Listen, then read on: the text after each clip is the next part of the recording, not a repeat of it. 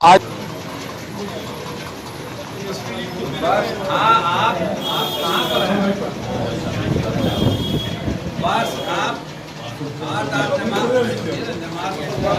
Sir, Congress के ही प्रदेश महासचिव अशोक गगन जी ticket के इंतजार कर रहे थे। अनिल कुमार शर्मा जी को टिकट पार्टी ने दी। एक विश्वास के तहत पार्टी ने टिकट दी है। कांग्रेस को कहीं इसका खामियाजा अशोक गगन से या उनके समर्थकों से तो नहीं भुगतना पड़ेगा? नहीं, ऐसी बात नहीं है। देखिए, जब तक नॉमिनेशन नहीं होता, ये चुनाव के घोषणा होने के बाद जितने उम्मीदवार होते हैं सब लोग पार्टी में अपना आवेदन देते हैं कि हम उम्मीदवार हैं।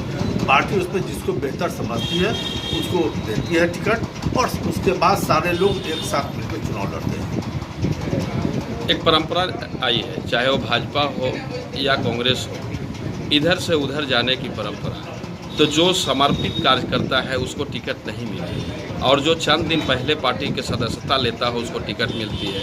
इससे उन कार्यकर्ताओं के अंदर इस तरह की जो परंपरा शुरू हुई है तो निराशा नहीं होगी? देखिए, निराशा की बात नहीं है। अभी देश की हालत और बिहार की हालत बहुत दयनीय है। आप देख रहे हैं कि बिहार के मुख्यमंत्री की एकदम अचेत अवस्था में चले गए। अभी ये ज़रूरी था कि ऐसे लोगों को टिकट दिया जाए जो चुनाव जिस पर वहाँ की जनता की सहमति हो, और जिसके लिए जनता सहमत थी, जिनको जनता का समर्थन प्राप्त था। एक सर्वे के हिसाब से लोगों ने उसको अपना उम्मीदवार बनाया है। तो इस बार सरकार बदलना बहुत ज़रूरी है। आप देख रहे हैं, कल भी एक ध्वस्त हो गया, एक पुल जो है सो धंस गया। तो भ्रष्टाचार एकदम चरम सीमा पर है। पलायन की स्थिति बहुत खराब है। संविधान का पूर्ण उल्लंघन हो रहा है। मतलब एक तरह से समझिए कि मनुस्मृति लागू किया जा रहा है। बहुत विकट स्थिति में पूरा देश बिहार गुजर रहा है। तो ऐसी परिस्थिति में अभी प्राथमिकता राजनीतिक दलों का, खास कर इंडिया गठबंधन में जो लोग हैं उनकी प्राथमिकता है कि हमको सरकार बदलना है। और बिहार की जनता भी ये चाहती है कि हमको हर हालत में बिहार में बदलाव लाना है। इस बदलाव से ही पूरे देश में बदलाव की शुरुआत होगी। इसलिए भी उम्मीदवार को बहुत छान कर, बहुत समझ कर, बच्चों का टिकट दिया गया है जो जीत के आएगा। सरकार हो या फिर ओपोजिशन, विभिन्न तरह की घोषणाएं जो है चुनाव के समय ही, चाहे सरकार के भी हो, वह भी एक महीने पहले बहुत सारे जन उपयोगी कल्याणकारी योजनाएं लागू की। विपक्ष भी अभी चुनाव के वक्त में कई तरह की घोषणाएं कर रहे हैं। यह भी एक नई परंपरा ही कहेंगे। पहले होता था कि एजेंडा होता था चुनाव के पहले, और उसी एजेंडे पर बात होती।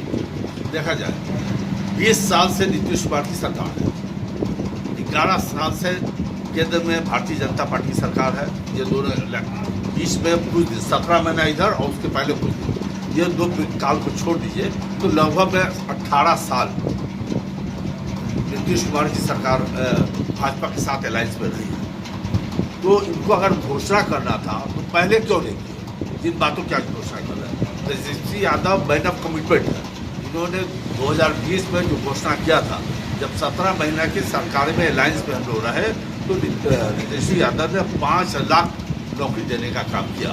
तो जनता का विश्वास तेजस्वी यादव पर है कि ये जो कह रहे हैं सो कर रहे हैं। हमने जिन घोषणाओं के बारे में हमने कहा कि मेरी सरकार आएगी जो काम करेगा, उस पर एडवांस अमल करने लगे। पहले ये बिजली मुफ्त देने के नाम पर कहते थे कि सब कुछ हो जाएगा, हम बिजली मुफ्त नहीं दे सकते हैं।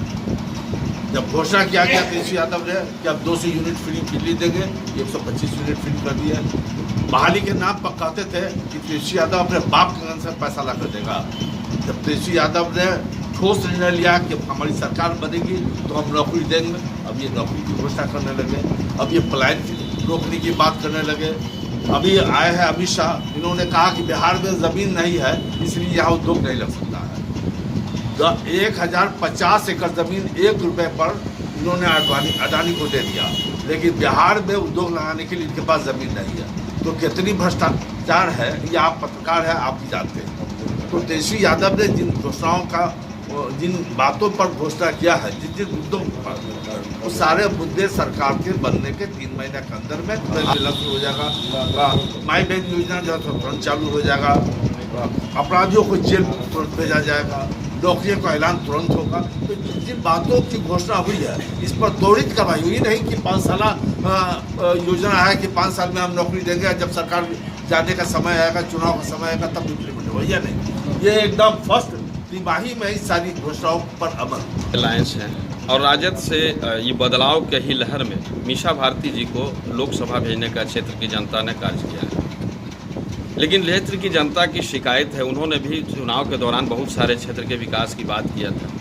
एक सांसद होने के नाते ठीक है, सरकार नहीं है उनकी, लोगों की शिकायत है कि क्षेत्र में कम आना, लोगों को भूल जाना, उन समस्याओं को भूल जाना, इसका खामियाजा क्या कांग्रेस को भी भुगतना पड़ेगा? देखिए, मनी वैल्यू जितना हो गया जो है, उस हिसाब से 5 करोड़ रुपया अगर किसी सांसद को सांसद निधि में मिलता है, उससे आप बहुत विकास नहीं कर सकते हैं। अगर सरकार आपके मनमाफिक हो, सरकार की अगर योजना हो कि हमको क्षेत्र का विकास करना, तभी किसी सांसद के लिए पॉसिबल हो सकता है। और रहा मीसा भारती का सवाल, तो मैं तो हमेशा अखबारों में या यूट्यूब चैनल वगैरह पर देखते रहते हैं कि शादी में, श्राद्ध में, हर अच्छे बुरे में मीसा जी लोगों से शामिल होती है। तो आबादी बड़ी है, 3 लाख से ऊपर मतदाता है, सब जगह एक दिन में पहुंचना मुश्किल है, लेकिन वो लगातार जनता के संपर्क में रहती है और जो उनके निधि का जो काम है वो बजाते ठोस ढंग से काम हो रहा है।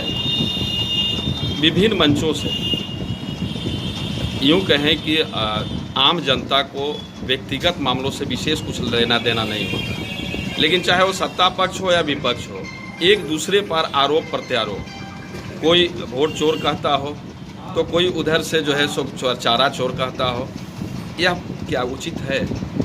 देखिए, चारा चोर के जहाँ का सवाल है, तो जगन्नाथ मिश्रा तो ईमानदार थे, जगन्नाथ मिश्रा तो चोर नहीं थे, लालू जी चोर थे, इसलिए कि मनसा देवी के पेट से पैदा हुए, तो लालू जी चोर है। लालू जी के बाद 2005 के बाद से आप देख लीजिए, सृजन घोटाला, मतलब एक सीरीज है घोटाला का। कहा ना कि कल भी एक पुल जो है सो 19 में उद्घाटन हुआ है और 25 में धंस गया उसका पूरा। एक आज ही के अखबार में है, एक पुल जो है सो 23 में उद्घाटन हुआ है, 25 में धंस गया। तो ये भ्रष्टाचार नहीं है। चूहा शराब पी जाता है, चूहा बांध खोद दे रहा है, ये भ्रष्टाचार नहीं है।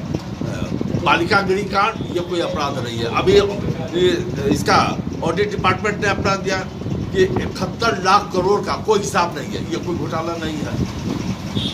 ये तो घोटालों का एक सीरीज चला रहे हैं। लेकिन जंगल राज तो कहा जाता है। जंगल राज मेरा पीरियड तो जंगल राज था ही, लेकिन ये जो अभी इलेक्शन की घोषणा के बाद आचार संहिता लगा हुआ है, अब मोकामा में जो हो रहा है, ये तो जंगल राज नहीं है।